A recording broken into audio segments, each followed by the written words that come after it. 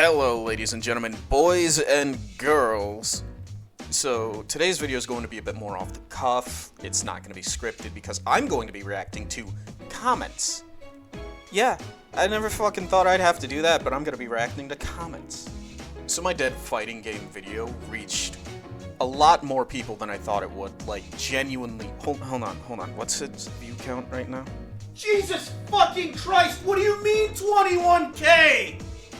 Who are you people? Where did you come from? How did this video come to your feed? Hello, welcome. And I have like no fucking idea that this was going to get as many views as it did. So I am absolutely flabbergasted, gobsmacked, and confused.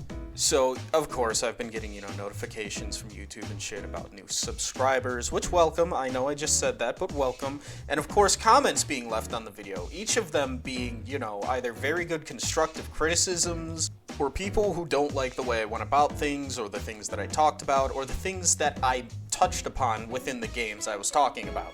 Understandable. I think that video was absolute trash, and if I knew it was going to get the reach it did, I would have fucking put a lot more time into making sure I got my points across, so that there would have been as little misinterpretation of my thoughts and what I presented within the video. I'll start off with what my description of what a dead fighting game is, so that way we can just put that out on the table, because I thought it would be funnier if I didn't, and it would get a lot of engagement with, a lot of angry people. That backfired a lot, but also it worked spectacularly, assuming that they even heard me say that I wasn't going to do that. So in my book, what constitutes a fighting game as dead is if I were to buy it right now and go online at what I would assume is the peak time, so whenever school gets out or whenever all those big streamers starts, I would go online at that point and see how fast I could find a match. If I could find a match. And for a lot of the games that I thought about talking about, my fallback on them was, if I'm on PC, yeah, I can find a lively community here, or yeah, if I go on, Dragon Ball FighterZ, because I know I can find a fucking person to fight within the DBFZ community before it got rollback. I know I could have hopped online, found a match, easy peasy, right quick.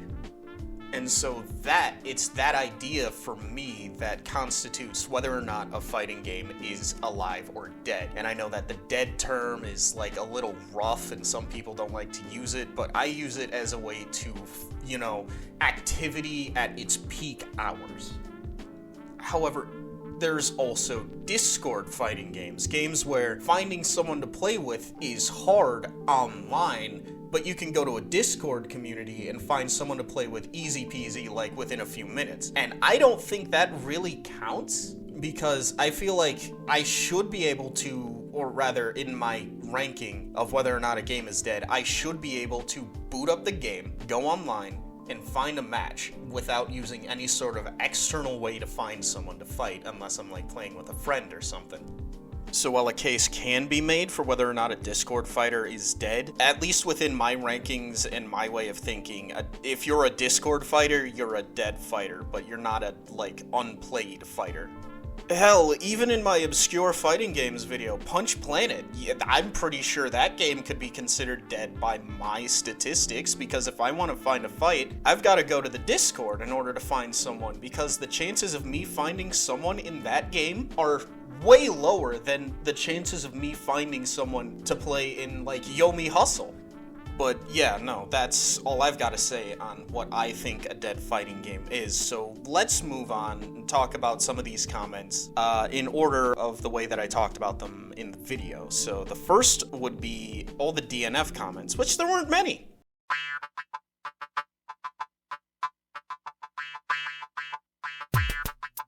Let's start with this one. If you blame a dev for lack of community enthusiasm, then the interest was all just fake from the community in the first place. It got a lot of attention too, so it's not as if advertisement was the issue. Yeah, no, I'm not saying that advertisement itself was the issue. They were going hard on the advertisement for DNF before the game came out. But how many games just stop advertising as soon as they come out? They will always have something, at least online, that will keep a buzz about them, right? See, in the modern day, it is so easy to be overstimulated by so many other things because of social media. It is incredibly easy to forget of the simple things if you don't actually see them or think about them on the daily. I don't think that the hype from the DNF community was all fake. I think it was a genuine hype. People genuinely enjoyed the game. And then after it came out, it was just kind of as if the devs had washed their hands of it and just kind of went radio silent to decide whether or not the game was going to get DLC. And then once it sold as well as it did, that's when they started to work on the DLC. And that's why we got the character announcement way beyond the initial release date of the game. I think it was like a 6-month period of silence. And then there was also the net and hacker problems that we had where people were literally unable to play the game because they were just getting DDoSed or something. And then somebody responded, which it's a girthy response, so ready yourself for this one. In the case of DNF, it really was. One thing he missed was the state of release Swiftmaster, who was so strong that no character had favorable odds, with another being worse than the rest of the cast by a long shot. Remember that Swiftmaster was banned from most tournaments. I didn't know that. I didn't follow a DNF tournament scene, so I assumed he was, because I heard how strong he was, but which could have been fixed with a balance patch, and was, but far too late. I personally watched the enthusiasm of DNF diehards drain in real time as they waited and waited for anything past the initial release with no additional news, trailers, or word at all from the devs. And then once they were done keeping their hopes up and moved on to newer games and the rollback updates of older games, then we got a trailer. Exactly, like I was saying, it's the fast-paced nature of social media that really causes things to be overlooked and foregone for something newer, because why would I stick with a game that's going to infuriate me with a busted or really annoying to fight character and I'm hearing nothing from the devs, when I can go to a game that's gotten recent support, is fairly more balanced, or just guaranteed has more people coming to it because of that rollback update, even if it's temporary. Street Fighter 6 was around the corner, Tekken 8 release was announced, Under Night 2 was hinted at, BlazBlue and old Guilty Gear had rollback betas and then rollback updates, Strive went through 2 balance patches and several DLC releases, and that's all they needed to give up and seek better pastures. Everything but DNF was still getting active support. Honestly, I can see it from both sides, though. If we're stepping back, I can see it from both sides and both commenters, but I definitely still stand by it was the devs being absolutely silent and not telling us anything about, like, any updates or balance patches or DLC, nothing. The fact that the devs went radio silent is one of the big problems that I think DNF Duel had. Holy crap, Ryu from Street Fighter, what do you have to say about DNF Duel? DNF Duel is a very good-looking game, sadly is one of the games you buy and are not able to play it, meaning you get locked in the corner. If you pressed something, you were dead. So I'm not gonna say skill issue, but it is definitely it can feel like that against certain characters and certain matchups, but that's just like any game, right? I think that's just like any game. Alright, well, other than those, like, few in-depth ones, those are the main DNF Duel type comments I got, with a few other people just saying, like, it's sad DNF is dead, or the game looks cool, what is it? So let's move on to the next game, because this was just the beginning. Oh god, people weren't happy with me for this next one. Touhou!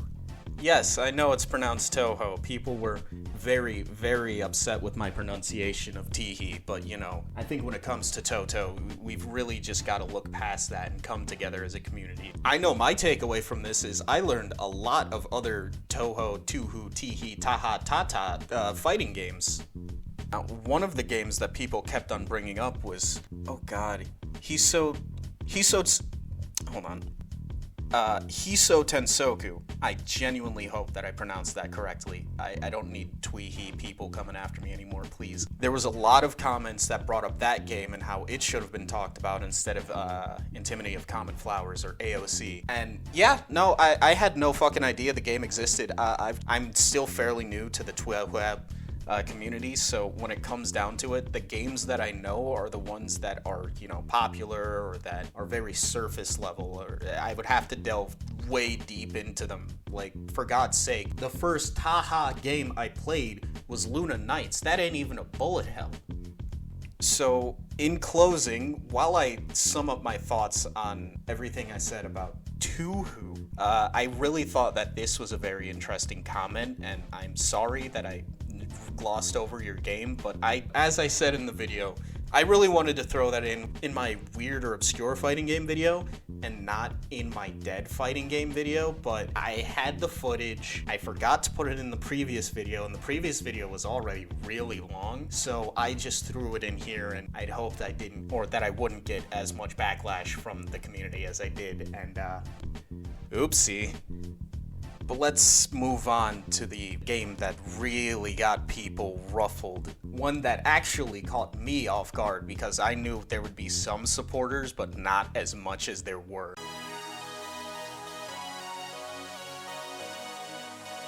Kill la Kill If fans. Are you okay? I'm sorry about what I said about your game, but please don't take it out on just me. So there are two things I want to touch about when it came to the comments about the Kill la Kill game.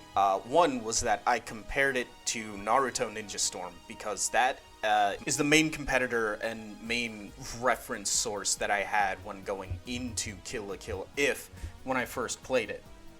Now, to the people who were trying to actively break down the game and say that there was more to it, I thank you, because I don't understand how to play the game, and that's kind of on the game and kind of on me. So at least knowing that there is deeper mechanics, I might go back to the game, give it another playthrough, and see if I can understand those deeper mechanics.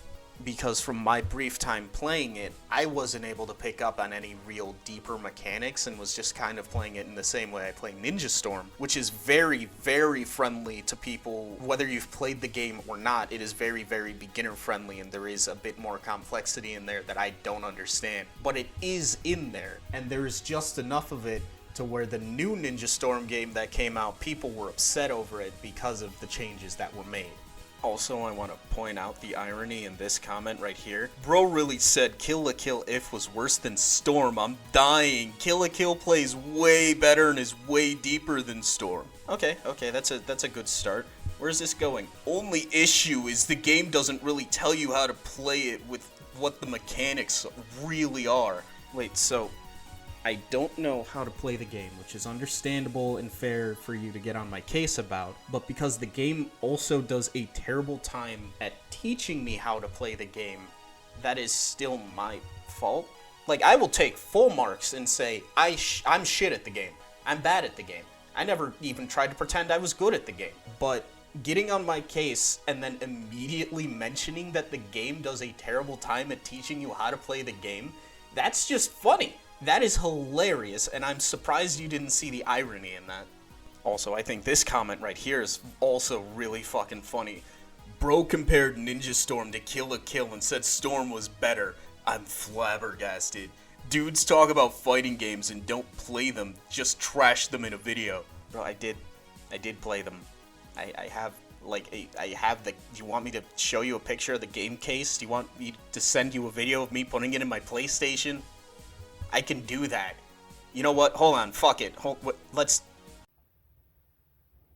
There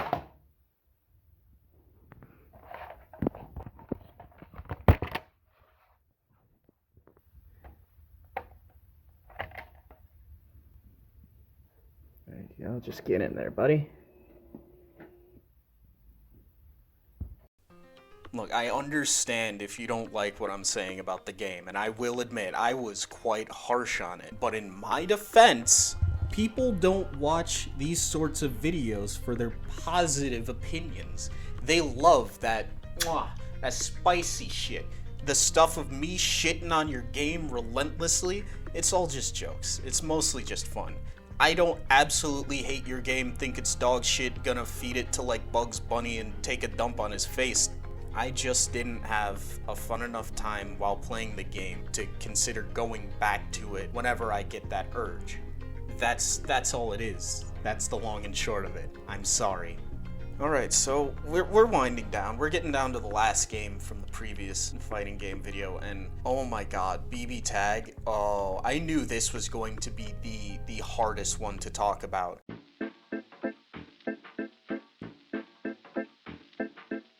Because people are so adamant on Tag just being a really, really alive or fun game.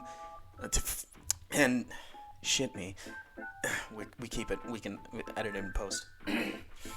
People are so adamant on this game being good, and I'm used to be right there with them. I do still think Tag is a fun party fighting game that anyone can get into, no matter how many fighting games you've played. And as I mentioned in my video, it was the fighting game that got me into fighting games. It was the beginning, and from it, I branched off to the games that were, represented in it, and then I moved on beyond those. And I think so many people missed that point because holy shit.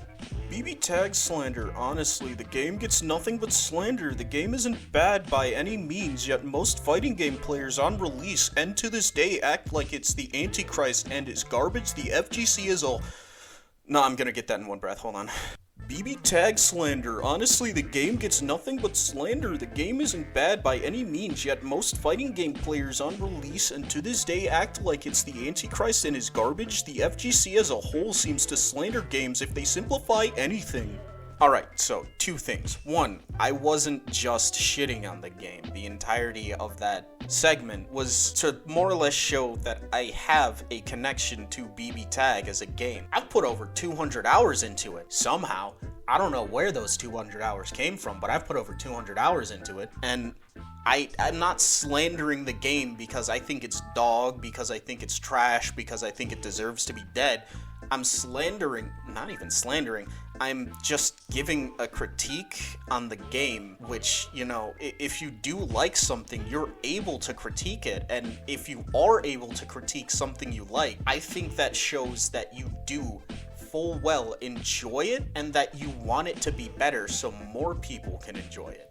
And that's what I was trying to portray with my BB Tag segment. And then there's this person, so I'm just going to skip the first part of their comment because I've already addressed my thoughts on that. But as for going on about how the game being simple is bad, I don't know what you expect them to do. We're talking about merging 3 radically different fighting games in one franchise that didn't have a game to pull from it at all. Not to mention making it a tag game. The route they went was honestly the best choice they could have made, so celebrating its death is backwards to me. I don't know where you got the fact that I was celebrating it. It could have been the somber tone, the slow, sad music, or maybe the fact that I was slowing my how I was talking, and that I was trying to portray a sense of loss or sadness to the death of what could have been a really good game, or at least a really good jumping off point for a new entry into the BlazBlue series. But I wasn't celebrating its death. I did say, I'm glad it's dead, but that was just for personal reasons. I don't really enjoy the game anymore, because with every other game I experienced, I realized just how stripped back these characters were and why everybody would be, upset with the game. Also, this part about, I don't know what you expected them to do. I didn't expect them to do anything. I had no idea that the game existed until after its, 2.0 update. I don't know. I bought the game for, maybe $20 reduced on sale. It came with all the character DLC. I've been playing fucking Neapolitan since, day 5 of my owning of the game. So the TLDR of this comment is essentially, with how modern gaming is, things are going to constantly be abandoned for the new hotness, and because of that, YouTubers and other content creators are going to keep on trying to push the newest hotness and leave some games in the dust, which sucks because that's when the game should actively be looked at and pushed to its limits, because there isn't going to be any updates or game changes. And I do agree with that wholeheartedly, but I don't know, man. This dude also was kind of just coming at the idea of dead fighting games as such a horrible term to be used. And even said, and I quote, If you FGC folks want to just dismiss them all for not being current, feel free. Just leave me out of it. I want to actually enjoy stuff. Brother, I did not drag you into this comment section. I have no idea who you are. I did not bring you here. You were left out of it. You clicked on the video. You typed out the comment. I didn't drag you into nothing. But I did respond, which is a rarity in this comment section. I don't even think I responded to, like, the people I know. But I said, I mean, that is true, but it's because these games are dead that I think they should be talked about. As you say, they fall into obscurity, and that's why I talked about them. To bring any attention back to them so they won't be forgotten. Dead game discourse can lead to more people having eyes on them, and that alone can bring new life and blood into a once-forgotten game. And I think that came across to the Tohuil people. Oh my god, I'm stretching that to its limits. That's not funny anymore. To the Taha people, because there were some people who left comments that were just, you know, grateful that I was even talking about this game, and that they were leaving other games as recommendations that I should check out. And in this regard, I think dead game discourse can be a good thing. Also, shoutouts to this man. Downplaying BB Tag because you couldn't figure out characters' movesets sounds like a skill issue to me, but hey, that's you. Yeah, bro, you sure showed me. Got him. That's not at all what I said.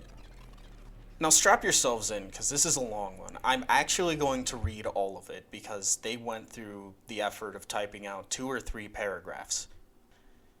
I appreciate your opinion on BB Tag, but the video comes off more like you complaining it wasn't the game you specifically wanted, and attempting to present it as evidence that it didn't make it. What? No, that's... Okay, hold on. It's fine if you would rather play a 1v1 fighter, but many people enjoy tag fighters, and the way they combined all the unique mechanics together for each franchise was actually quite impressive from a game design point of view. Yeah, no, it was impressive, but just because it is an impressive feat of game design doesn't mean it is a good feat of game design. For instance, let's take Marvel vs. Capcom 2. It's arguably dead, and you could even say some of the characters are even more poorly designed in MVC2 because of how weak they are, such that they're mostly played for assists.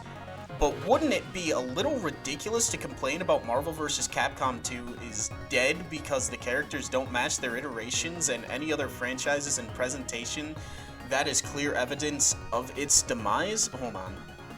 People don't accuse MVC2 of being poor because Ryu doesn't play like he's in Street Fighter, despite it having simplified button schemes and more chaotic gameplay. Okay, so that's the first paragraph down.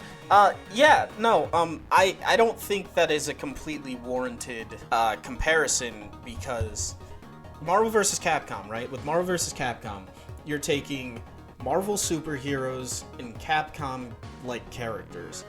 I understand needing to, like, strip back the people who aren't from fighting games, you know, like Dante and Virgil still having a lot of moves, but also having to find that happy medium of working in a 2D environment. I understand that can be hard to do, but you can also still change their movesets in a way to where they have their iconic moves in the way that they need them, as well as have them work perfectly within a game balance sense.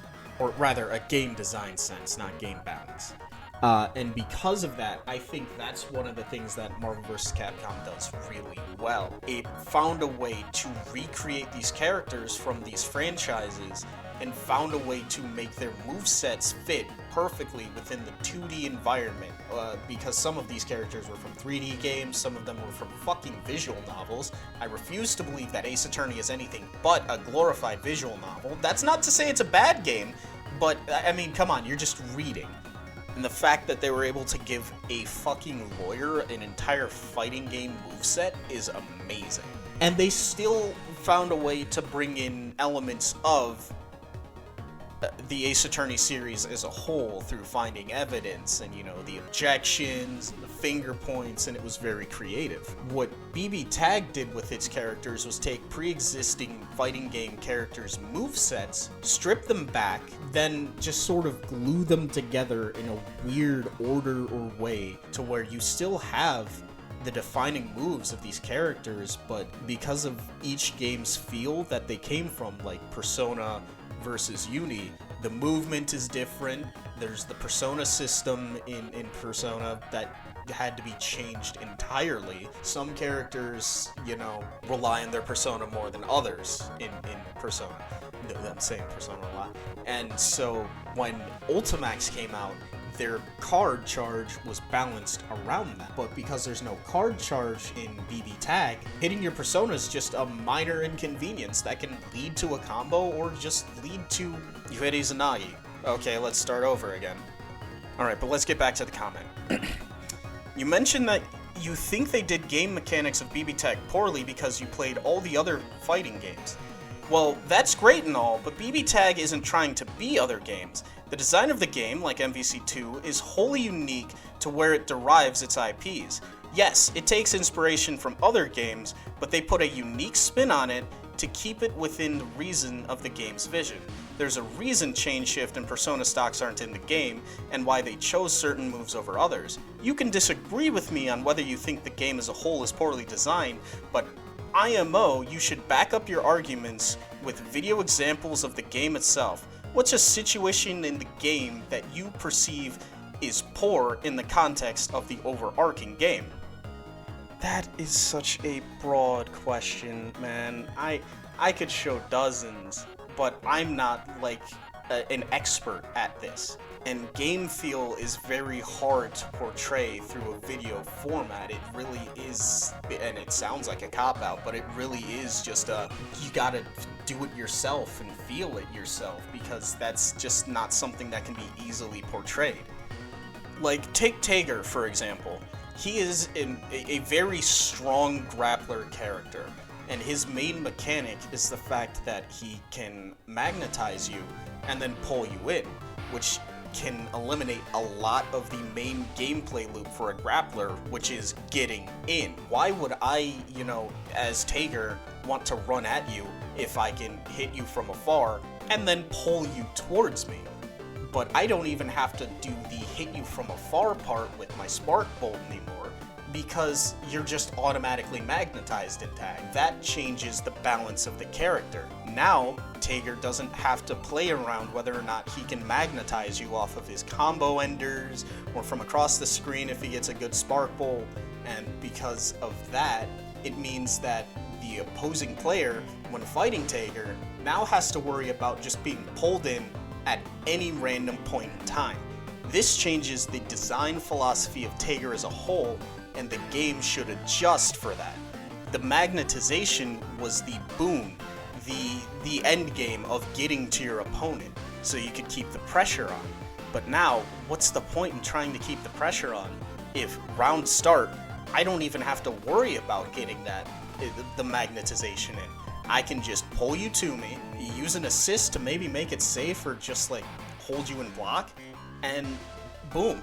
I've mitigated the neutral stage, and now you're in my face. I've got you in an advantageous position, and depending on how you react, and if I know you're going to react that way, you're probably about to be just completely oppressed by Tager.